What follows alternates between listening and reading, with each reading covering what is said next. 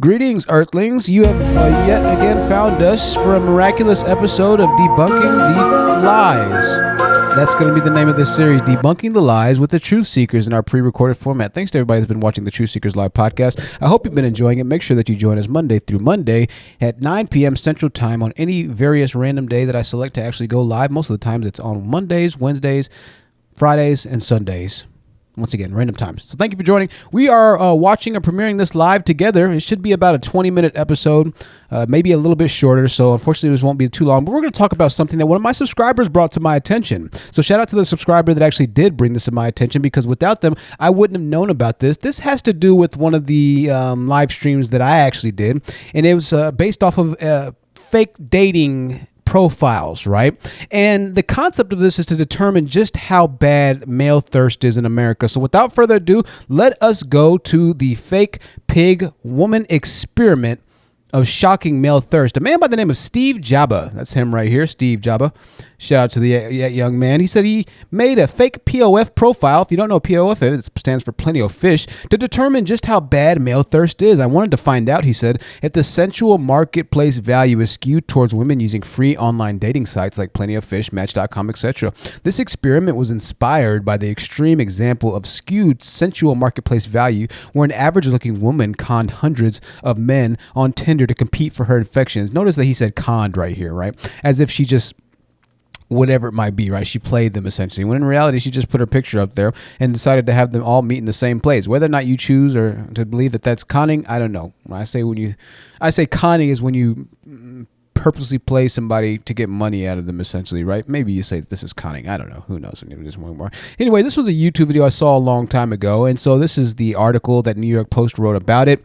It also has a picture from Twitter that kind of shows her meeting up in Times Square or wherever the heck it was with all these guys that you see in the background that were vying for her affection and love. And based off of this, the amount of guys out there, she would have like a sprint race that she would want them to do, and some of the guys would get eliminated from that round. And then she'd have a competition where the guy who could do the most push-ups would go to the next round, and by the end of it, she had 3 or 4 potential suitors that she would go on a date with, and then obviously, have a boyfriend or find a boyfriend, right?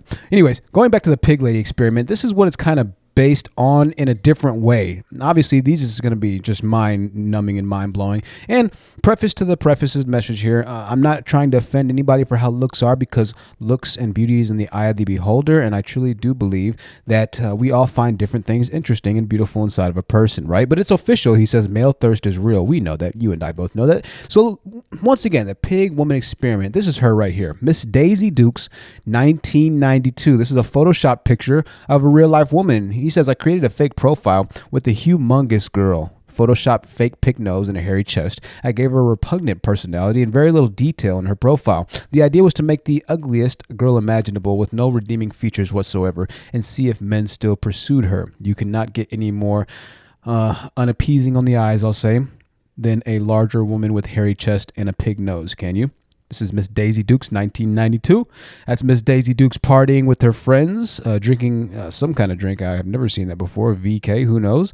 This is Miss Daisy Dukes once again at the bar. These are Photoshop pictures, ladies and gentlemen. Photoshop pictures. Not the best looking girl in the world. He says, I'm sure you'll agree. In keeping with the majority of the females on POF, I thought I'd make hardly any effort and display a reasonably high degree of entitlement, right? Because these guys all believe that the modern day woman is just pretty much evil, diabolical, entitled, that they just expect the world from men. And even if they do expect the world from men, who are you to tell them that there's something wrong with that? Personally, I could care less. My solution to the men is to become the men who can offer the world, because then you'll always have, in this case, a lot of women after you. And to be honest with you, you'd probably have a majority of the women after you. It becomes something that could work out to your favor. But once again, men don't want to utilize the game to work for them. They'd rather cry on the sidelines as they watch the NBA players that they love to see dunk on other people, whilst they wish they could be a part of the same game and not working on any of the skill sets needed to make it to the NBA. So going back to this screen here, this is Daisy Duke's profile, 25 years old, female, 5'7". She's a diva and personality type. She's in London, the UK. She's graduated high school and her profession is sales.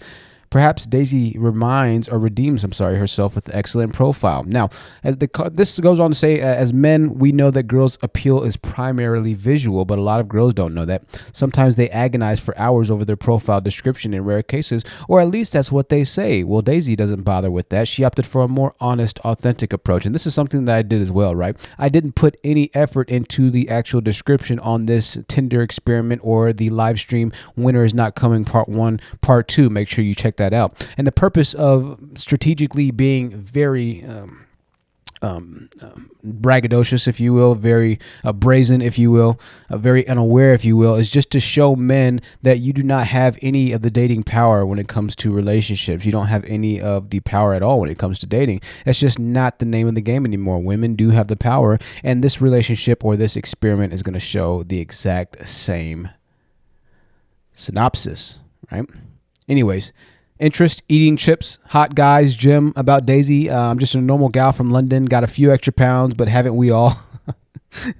She also says on the profile, the fake profile, I'm just looking for a good time with a guy with a good sense of humor. If you're hot with cash, that's a big bonus. I've just started at the gym to lose a few pounds, so when you meet me, I'll be a bit fitter than in my pics. Conversation starters. This is crazy. Where's the nearest KFC then? Do you like kebabs? All right. He said he let the profile run for 24 hours and he started on the 22nd of August 2018 at about 9 o'clock in the morning and collated all the results at 10 a.m. the following day. So a little over 24 hours, right? The same thing that I did, actually. It only took 24 hours. For me, it only took 2 hours to realize that I could buy Tinder Gold and have almost 100 matches within a few hours, right? He says, I did not look at any male profiles to get additional views. I initiated no contact with any men. I did not use the Meet Me feature, which I assume is a paid feature on Plenty of Fish.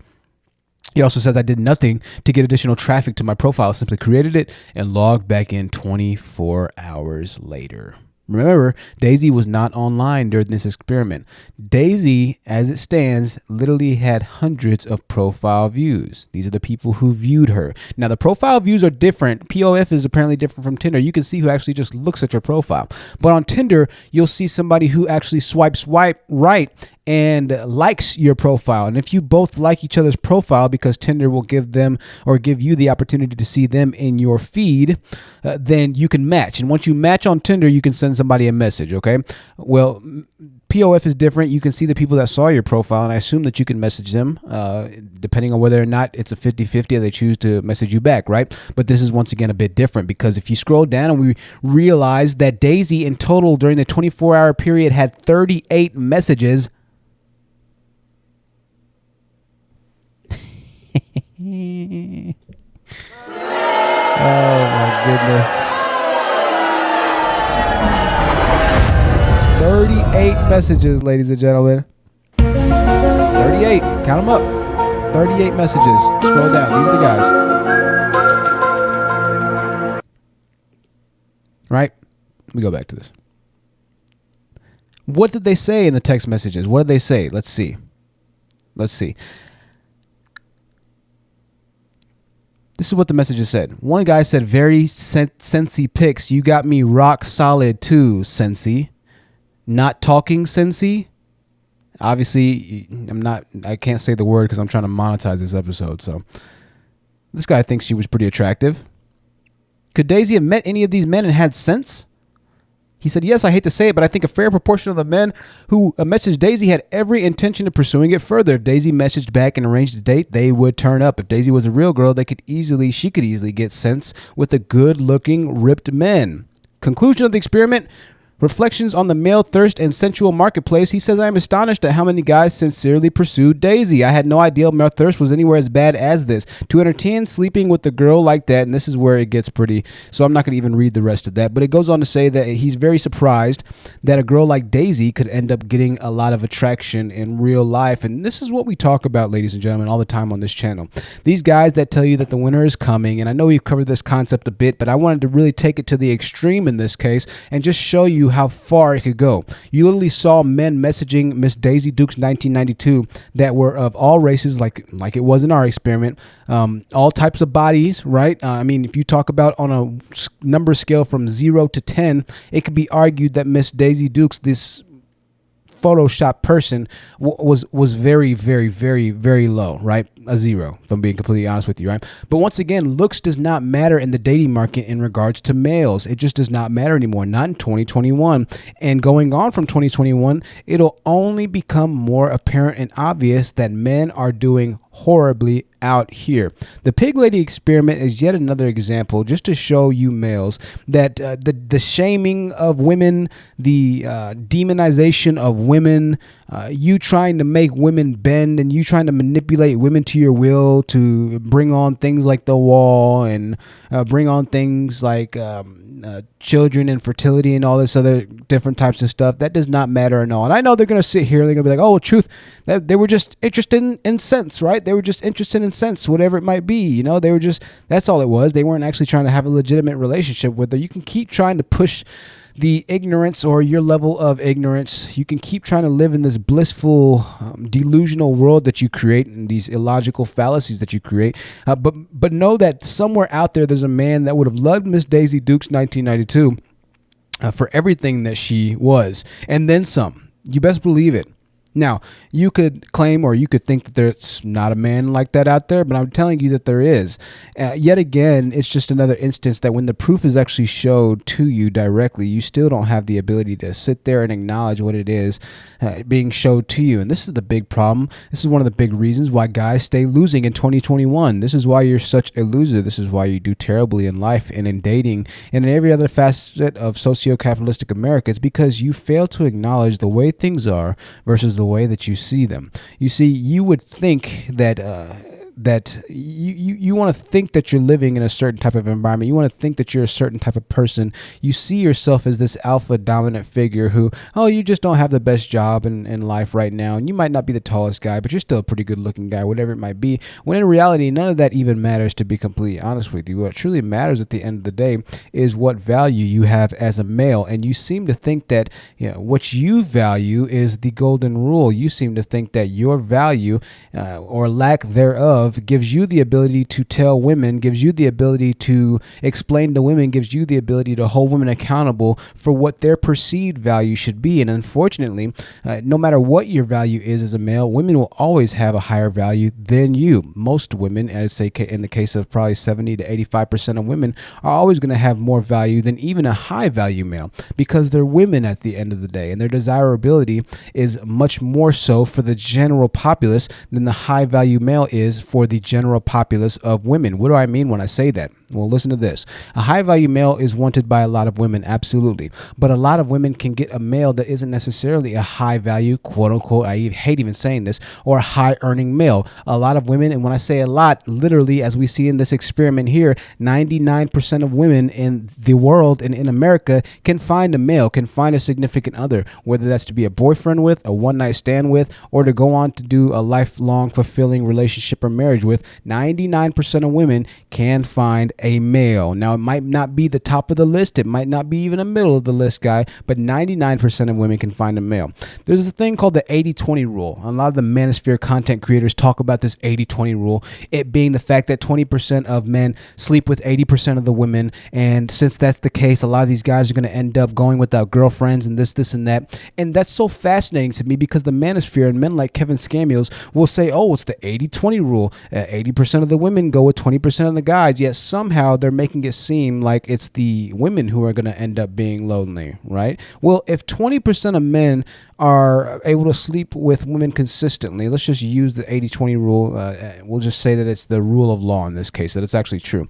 If only 20% of men are sleeping with women, then in what world does that equate with the women dying alone? Wouldn't that mean that the men would die alone technically? Wouldn't that mean that the men who have a hard time matching online, sleeping with the women, are going to be the ones that end up probably not being able to find a relationship? Wouldn't that mean that the women have more of the choosing power if they're the ones who can consistently sleep with 20% of the guys? See, that's what you guys don't understand.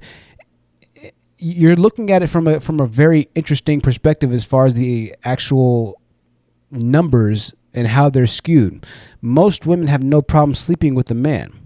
Period. Whether he's part of the 80% or whether he's part of the 20%. It doesn't matter because they can fluctuate to both sides. Most of them Most of them, when I say most, I mean 80% of them, can fluctuate to both sides. In the context of relationship, if she's not able to get that 80% male, your thought process of her dying alone would assume that she's not able to get with the 20% male.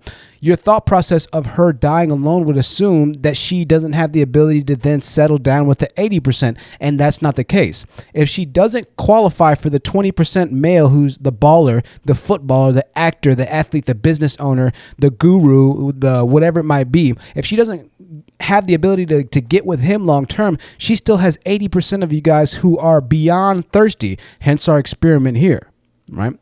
This is why this entire thing about winter is coming is laughable. They somehow think that, because you're all chasing the same guy, because you all want wealthy guys, you're going to die alone. No, they would like to get the wealthy guy. They would like to get a high earning guy. Most women have the opportunity to sleep or date with high earning guys. That's just the nature of the game nowadays, right? But even if she doesn't permanently land him, she still has 80% of you guys who are crying about not getting women. Very fascinating, right? Very fascinating how they kind of skew and turn the numbers into this weird, nonsensical thought process inside of their mind. Oh, well, they're all chasing the popular guys, so they're going to die alone. No, they won't die alone because you're waiting on them. You're waiting on them to stop chasing the popular guy, and that's what the message of the manosphere is. Start going after the normal, the average guys. Give the average guys a chance. Give the guys who have potential a chance. We're guys too. Right. So I just wanted to bring this short video to you, something to think about. The pig lady experiment. Once again, shout out to the subscriber that showed this to me. Very interesting. And I once again, I don't want to offend anybody, right? Because I know it was a bit, it could be interpreted as a bit offensive, right? So I don't want to offend anybody, but real is real. Real is real. So I'll see you on the next episode of the Truth Seekers Live podcast. Until then, ladies and gentlemen, I truly do hope that you take care of yourself. We're approaching the 17-minute mark, so this is going to wrap it up for this premiere episode. But make sure that you tune in on the next live stream. Your notification bell, set that to on. It's right by your subscriber button. Set that to on, and I'll see you there. Okay. Pig lady experiment. My goodness.